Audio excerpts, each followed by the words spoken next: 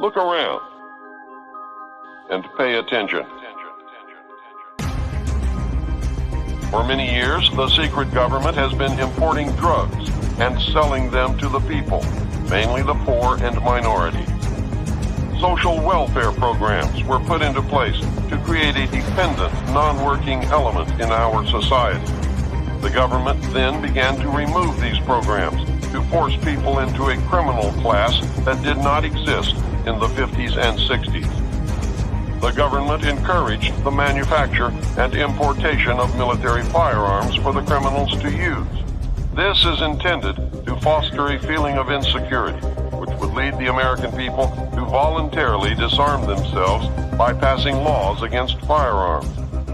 Using drugs and hypnosis on mental patients in a process called Orion, the CIA inculcated the desire in these people to open fire on schoolyards and thus inflame the anti-gun lobby. This plan is well underway. So far is working perfectly. The middle class is begging the government to do away with the Second Amendment. The media will convince the American people that a state of anarchy exists within the major cities. The government will then suspend the Constitution and declare martial law. The media, radio, TV, newspapers, and computer networks will be nationalized and seized. Your freedom will never be returned, and you will live in slavery for the remainder of your life. You had better wake up, and you had better do it now.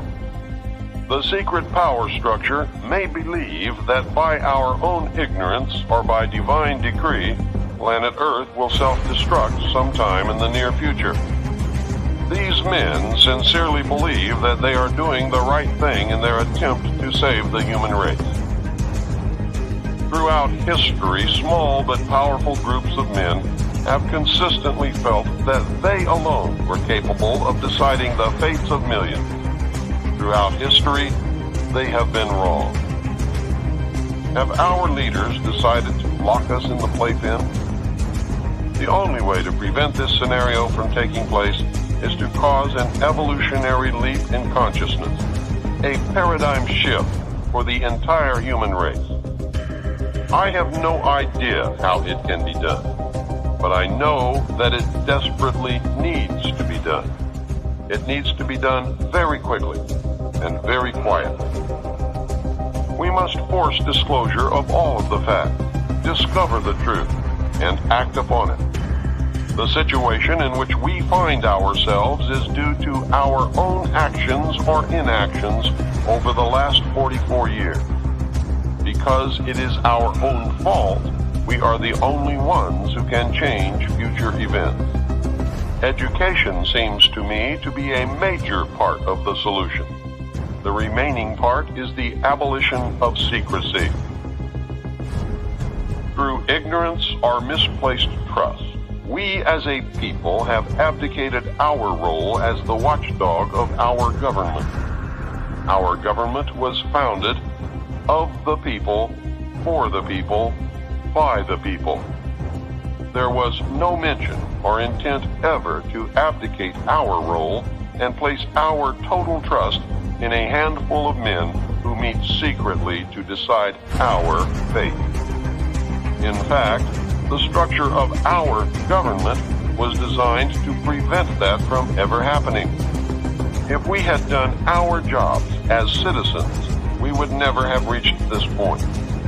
Most of us are completely ignorant as to even the most basic functions of our government. We have truly become a nation of sheep. And sheep are always eventually led to slaughter. It is time to stand up in the manner of our forefathers and walk like men. The most important information that you need to determine your future actions is that this new world order calls for the destruction of the sovereignty of nations, including the United States. The new world order cannot and will not allow our Constitution to continue to exist.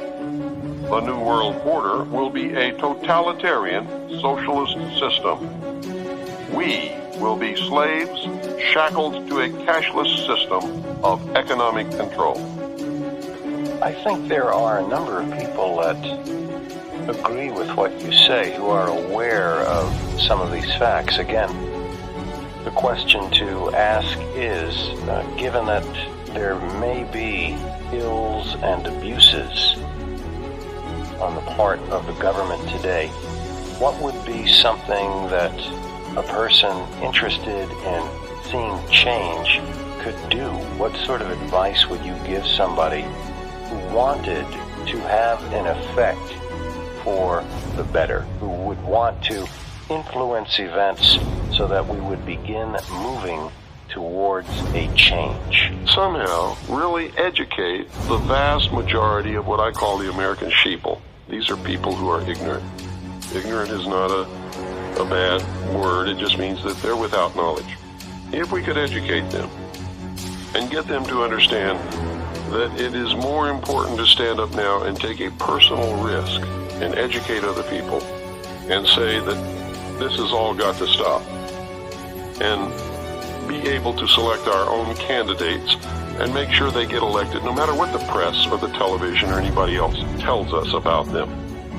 Put them in office, people who will support, protect, and defend the Constitution, like the liars and the charlatans who are in office now swear to do when they take their oath of office, but don't at all. Don't even attempt it. In fact, if you could get the people to do that, then there might be a possibility of a political, peaceful solution.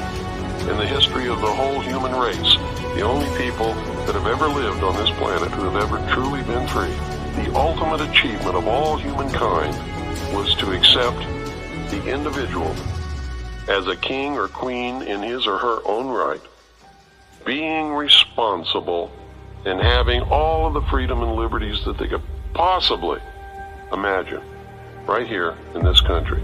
And we created a government that was supposed to have a balance of power and was limited, strictly limited by the Constitution, and only given a very few powers.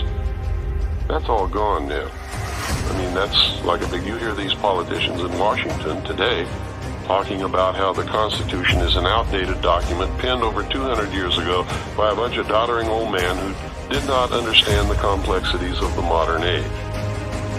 They won't tell you what you should already know, is that the document is not an outdated old document. It is a living Constitution. It has within it the means for change should the people desire that it be changed.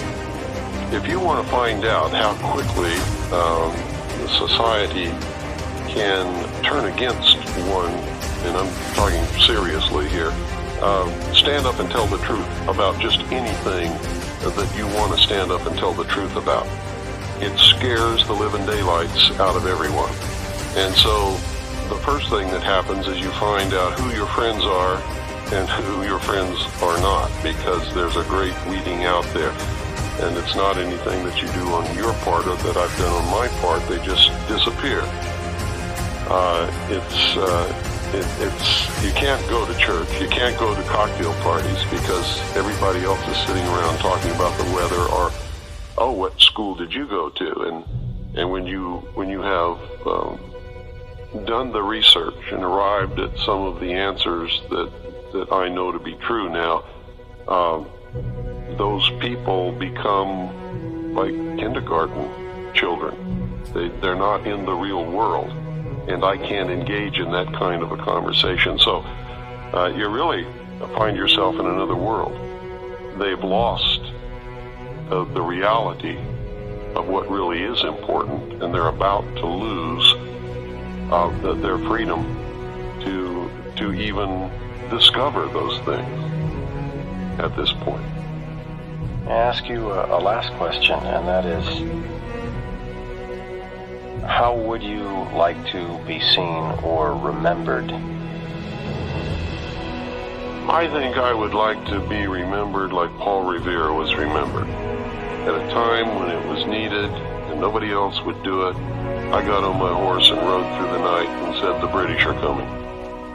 And this time it's not the British. if anybody wants to remember me, I would certainly be pleased if they just remembered I did what was the responsible and the right thing to do at a time when nobody else had the guts to do it.